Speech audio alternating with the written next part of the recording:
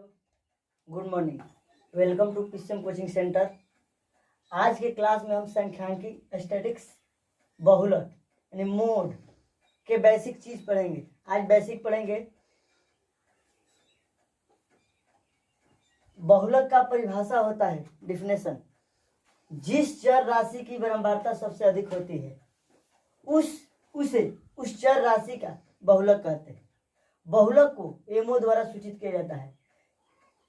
Example ये है, ये दोस्तों, ये ऑब्जेक्टिव के लिए बहुलक ऐसे निकाला जाता है। ये एक एग्जाम्पल है, 2 5 7 6 3 7 2 3 2 4 2। तो इसका बहुलक कैसे निकालेंगे? ऑब्जेक्टिव क्वेश्चन इस प्रकार का आता है, तो इसका बहुलक सबसे, देखिए क्या बोल रहा है, जिस चर राशि की बारंबारता सबसे अधिक होती है। ये एक आंकड़ा है, इसमें देखिए किस चर राशि की बारंबारता सबसे अधिक हो रही है। तो देखिए, ये देखिए 2 एक बार आ रहा है, फिर यहाँ 2 बार आ रहा है, यहाँ 3 बार आ रहा है, यहाँ 4 बार आ रहा है। हेलो बच्चों, good morning. Welcome to PCM coaching centre. आज के क्लास में हम संख्यांकी पढ़ेंगे, यानी स्टैटिक्स। संख्यांकी के 3 भाग होते हैं, माध्य, माध्यक और बहुलक। तो हम लोग को 14.2 में बहुलक पढ़ना है, तो माध्य के बाद आप लोग को बहुलक पढ़ा रहे हैं। इसका पिछला वीडियो अगर आप लोग को नहीं मिला तो डिस्क्रिप्शन में आपको लिंक दिया गया है, उसमें जाकर आप लिंक पर क्लिक करके इसका पिछला वीडियो देख सकते हैं। तो बहुलक में हम आज बहुलक का बेसिक चीज पढ़ेंगे। तो बेसिक बहुलक का डिफिनेशन होता है, जिस चर राशि की बारंबारता सबसे अधिक होती है उसे उस चर राशि का बहुलक कहते हैं। बहुलक को एमओ द्वारा सूचित किया जाता है। एक एग्जाम्पल ले लेते हैं, ये है एग्जाम्पल ऑब्जेक्टिव। इस तरह का क्वेश्चन ऑब्जेक्टिव सब बोर्ड क्लास में ऑब्जेक्टिव के तौर पर पूछता है, 1 नंबर के तौर पर पूछता है।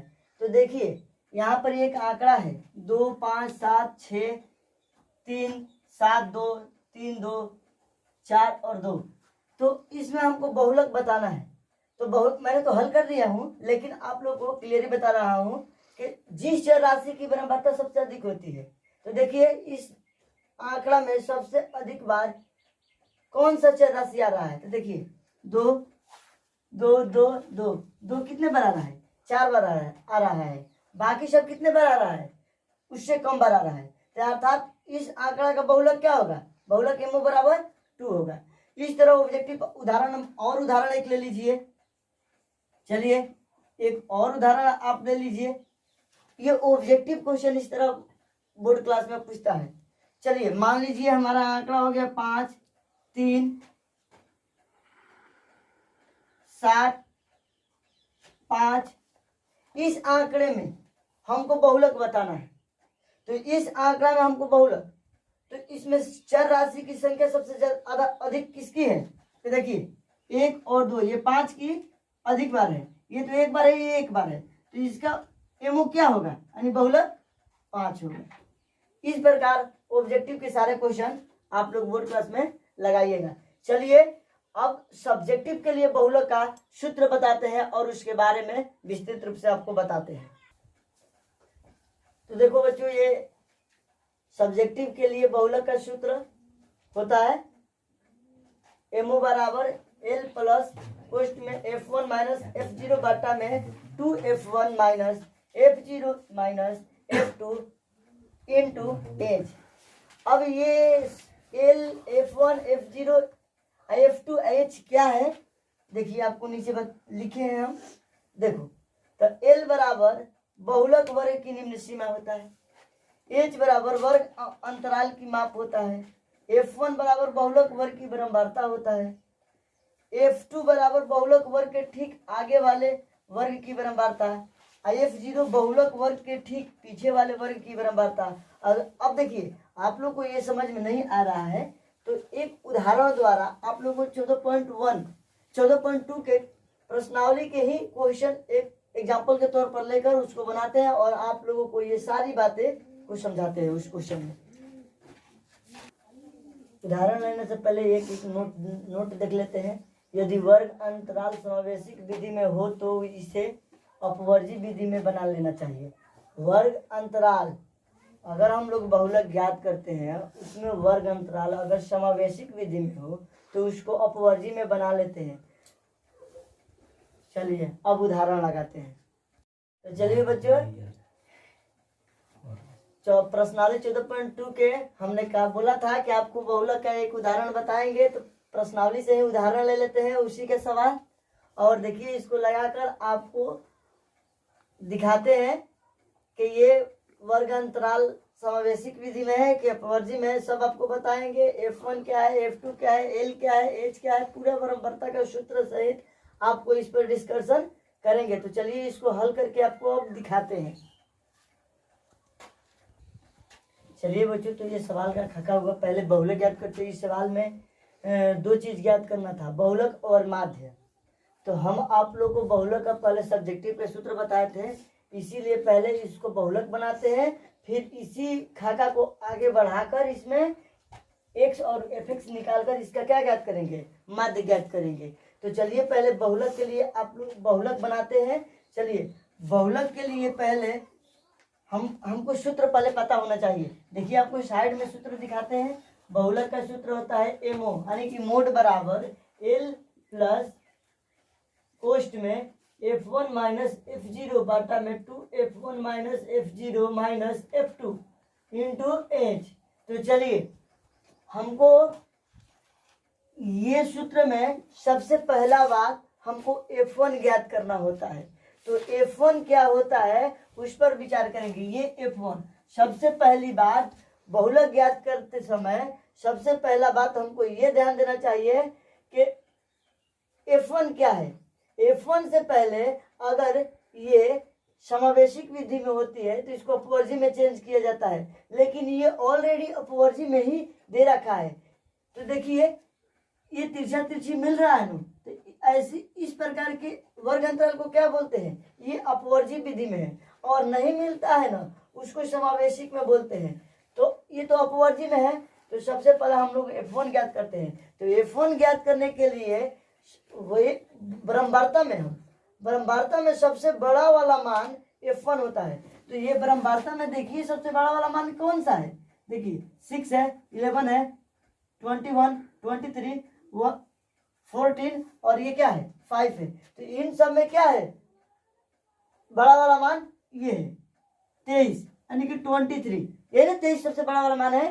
तो ये हमारा F1 हुआ, क्या हुआ F1, ये हमारा क्या हुआ F1।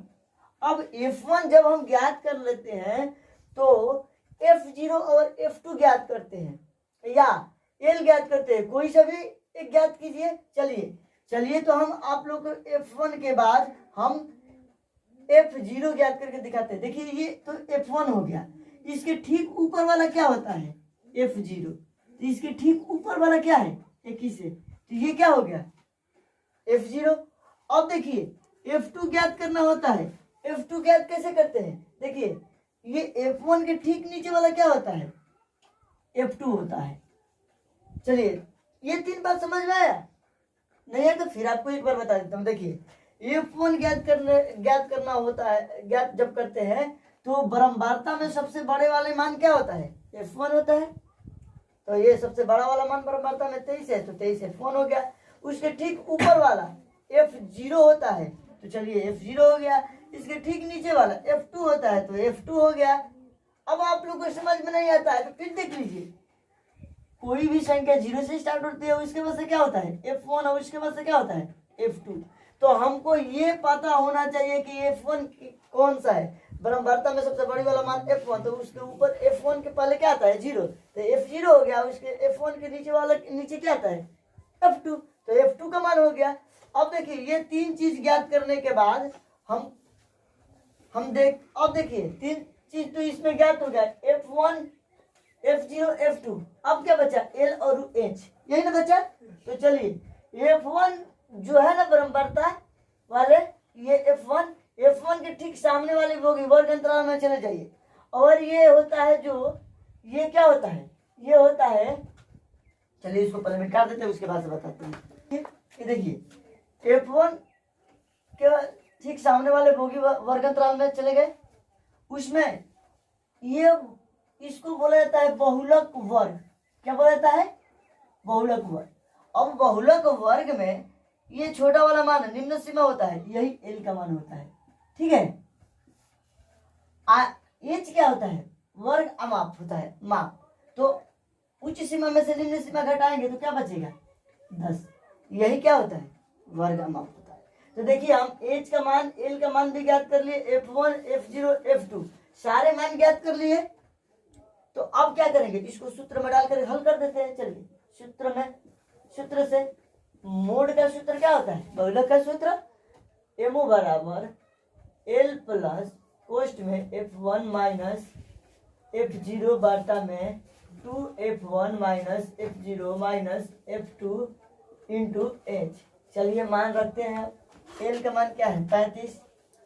चलिए F1 का मान देखिए यहाँ से उठा कर रखिए, ये देखिए 23। F0 का मान थोड़ा ऊपर लिख लेते हैं, 23। F0 का मान यहाँ से देखिए 21। अब देखिए 2F1, 2 गुना F1 23, F0 21 और F2 देखिए यहाँ 14 है, इंटू एच का मान क्या है? 10। अब इसको हल कर लेते हैं। बहुलक का हल कर लेने पर बहुलक का आंसर आ जाएगा।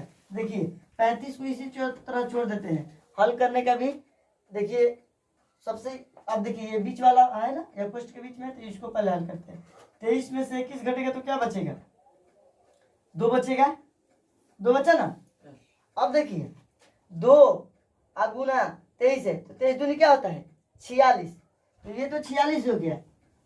अब देखिए माइनस माइनस प्लस होता है, लेकिन चिन्ह माइनस का, तो माइनस कर दिया और इन दोनों को जोड़ लेते हैं। 1 और 4 क्या होता है?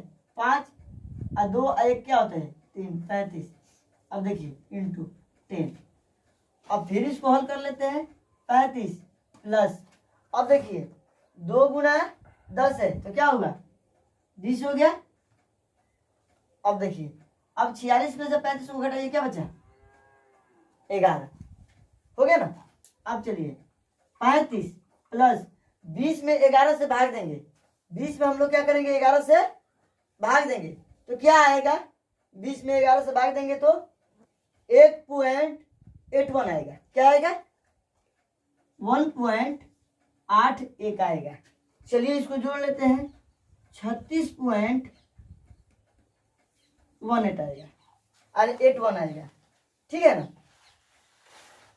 अब आप इसको 20 में 11 से भाग देके देख लीजिए, 1.81 आएगा और इनको जोड़ेंगे तो इतना आएगा। यही क्या होगा? हमारा बहुलक का आंसर होगा। क्या होगा?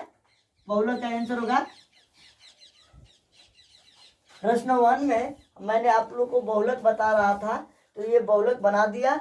अब इसी सवाल को हम लोग को एक बार माध्य ज्ञात करना है। तो चलिए अब इसका दूसरा पार्ट माध्य ज्ञात करके इसी सवाल का दिखाते हैं। चलिए अब इसी क्वेश्चन का माध्य निकाल लेते हैं। तो माध्य के लिए ये खाके को बढ़ा लेते हैं। चलिए बढ़ा लिया, और इसमें x ज्ञात करना होता है और फिर fx ज्ञात करना होता है। ये ज्ञात कर लेते हैं।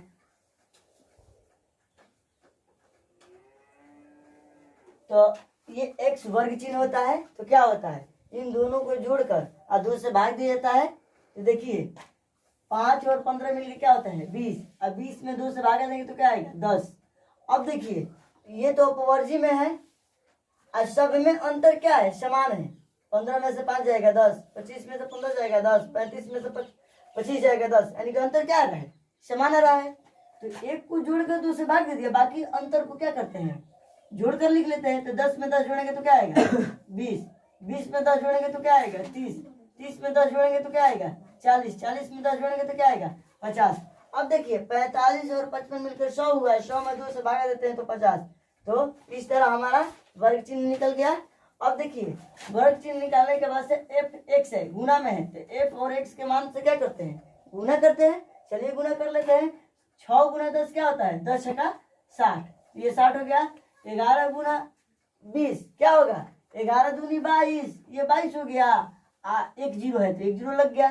चलिए 21 गुना 30 करेंगे तो क्या होगा, तो 21 3 क्या होता है 63, और ये एक जीरो है, एक जीरो यहाँ लगा दिया। अब देखिए 23 चौक का क्या होता है 92, और एक जीरो है तो इसमें भी एक जीरो लगा दिया। अब देखिए 14 5 क्या होता है 70, 70 एक जीरो है तो एक जीरो लगा दिया, यानी कि 14 50 से गुना हो गया। अब देखिए इन सबको यहाँ पर एक छूट गया है बाबू, देखो अब इसको मैं ये इसमें 10 ऐड कर लेते तो ये 60 हो गया, और 6 5 30, ये 300 होगा। ठीक है ना। चलिए फिर इसको थोड़ा सा नीचे बढ़ा लेते हैं। अब देखिए ये योग इसमें लिखते हैं, ये सिग्मा एफ का मान है, तो सिग्मा एफ का मान कितना है, इसको जोड़ने पर कितना आएगा, इसको जोड़ने पर 80 आएगा। ठीक है ना, इसको जोड़ने पर कितना आएगा 80 आएगा। अब देखिए sigma F x, sigma F x को जोड़ने पर क्या आएगा, सिग्मा एफ एक्स को जोड़ने पर 28 30 आएगा। टोटल इस सबको जोड़ेंगे तो क्या आएगा 28 30 आएगा। चलिए ये दो थोड़ा बड़ा में लिख देते हैं, 28 30 आएगा। ठीक है ना, 28 30। अब चलिए अब हम क्या करते हैं, इसको हल कर लेते हैं, तो यहाँ से हल कर लेते हैं, इधर हल कर लेते हैं, क्या दिक्कत है। सूत्र से देखिए समांतर माध्य बराबर सिग्मा एफ एक्स बटा में सिग्मा एफ। चलिए सिग्मा एफ एक्स का मान डाल दीजिए 28 30 बटा में 80, 0 से 0 कैंसिल हो गया, 28 3 है 283 बटा में 8। अब इसमें भाग देंगे, इसमें भाग देंगे तो क्या आएगा आपका 35.375 आएगा, 35.375 वर्ष आएगा। ये हुआ माध्य का फाइनली आंसर। ठीक है ना, तो ये 14.2 का पहला क्वेश्चन में माध्य और बहुलक ज्ञात करना था। तो आप लोगों को इसके पहले बहुलक ज्ञात कर लिया था और फिर उसके बाद ये माध्य ज्ञात कर लिया। तो अब इसके एक और आज की क्लास में एक और अंतिम क्वेश्चन पढ़ाएंगे 14.2 के दूसरा क्वेश्चन। तो चलिए उस क्वेश्चन को कैसे लगाते हैं। ये दूसरा क्वेश्चन है, निम्नलिखित आंकड़े 225 बिजली उपकरणों के प्रेक्षित जीवन काल घंटों में की सूचना देता है। देखिए ये वर्ग अंतराल है, ये बारंबारता है। ठीक है ना, उपकरणों का बहुलक जीवन काल ज्ञात कीजिए। बहुलक हमको क्या करना है ज्ञात करना है। तो चलिए बहुलक ज्ञात, चलिए इसको सॉल्व करते हैं। चलो अब इसको हल करते हैं। देखिए ये घाटा हो गया वर्ग अंतराल और एफ। अब देखिए F1 पहले ज्ञात करते हैं। तो F1 बारंबारता में सबसे बड़ा वाला मान क्या होता है, F1 होता है ये, और उसको ठीक सामने वाला क्या होता है बहुलक वर्ग होता है। तो देखिए आपके लिए सजा देते हैं, दिया है क्या दिया है बहुलक वर्ग।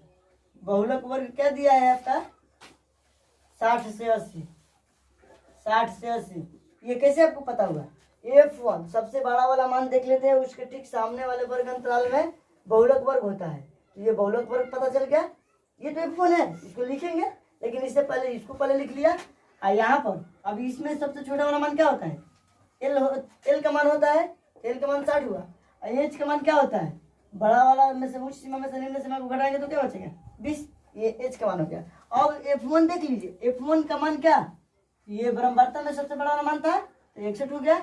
F0 ठीक उसके ऊपर वाला, तो ठीक इसके ऊपर वाला क्या है 52, तो F0 हो गया।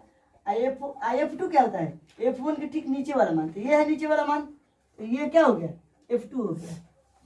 चलिए अब हमारा पांचों चीज निकल गया ना। तो आप इसको सूत्र में डालकर हल कर लेते हैं सूत्र से।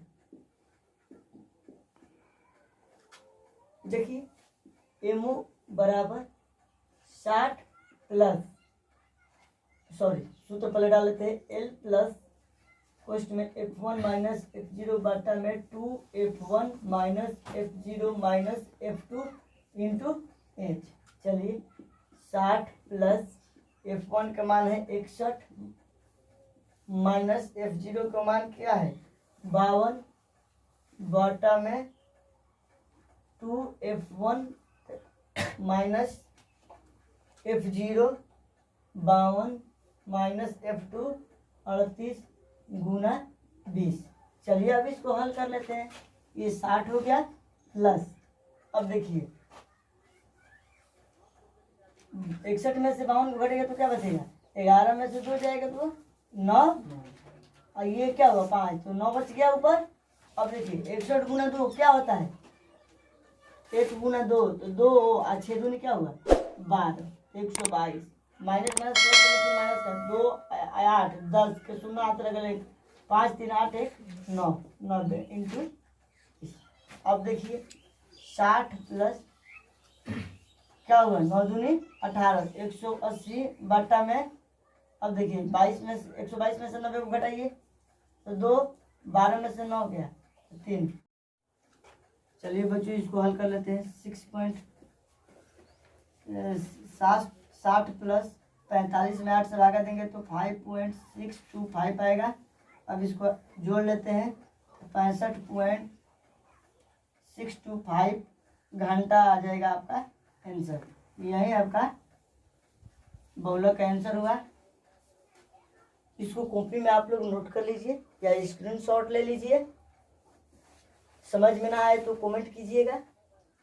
अगर मेरा पिछला वीडियो आप लोग देखना चाहते हैं तो डिस्क्रिप्शन में लिंक दिया हुआ है, उस लिंक को क्लिक करके सारे वीडियो को आप लोग देख सकते हैं। तो जय हिंद बच्चों।